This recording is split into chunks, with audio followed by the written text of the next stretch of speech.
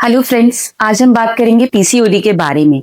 PCOD सिर्फ married couples में जिनको प्रेगनेंसी नहीं होती उनकी प्रॉब्लम नहीं है। आजकल हम देख रहे हैं लगभग 10 में से 6 या 7 यंग गर्ल्स हमारे पास आती हैं जिनको पीसीओडी की समस्या है। तो सबसे पहले तो हमें सोचना है कि पीसीओडी क्या है। पीसीओडी का मेन कंसर्न ये है कि आजकल हमारा लाइफस्टाइल बहुत खराब है, चाहे वो स्टूडेंट्स हों चाहे वर्किंग फीमेल्स हों। बेसिकली सबका life style sedentary life style है, यानी कि हम दिन में ज्यादातर समय बैठ के काम करते हैं। दूसरी चीज खान पान की समस्या है।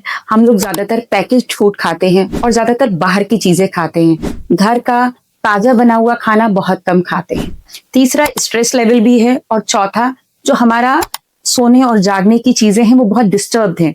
हम जनरली लेट नाइट काम करना प्रेफर करते हैं और सुबह देर से उठते हैं, जिससे जो नॉर्मल हमारी बॉडी की एक सर्केडियन रिदम है वो डिस्टर्ब हो जाती है। सेकेंड प्रॉब्लम है कि लोग एक अल्ट्रासाउंड कराते हैं और पीसीओडी को लेके बहुत ज्यादा चिंतित हो जाते हैं कि मैडम मेरे तो अल्ट्रासाउंड में सिस्ट आई है। तो सबसे पहली बात यह है कि पीसीओडी की full form polycystic ovarian disease है, बट इसका मतलब ये बिल्कुल नहीं है कि हमारे ओवरी में सिस्ट हैं और हमें इसकी सर्जरी करानी पड़ेगी।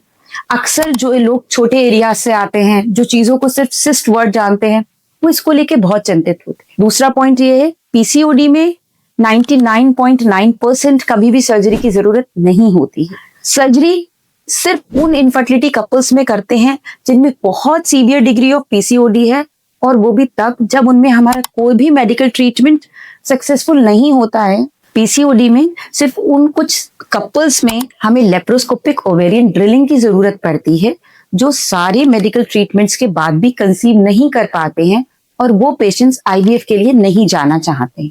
इस सिंपल सर्जरी में हम पेट में लेप्रोस्कोप यानी दूरबीन डाल के ओवरीज में छोटे छोटे 3-4 छेद कर देते हैं, जिससे वो जो सिस्ट है वो थोड़ी कम हो जाती है।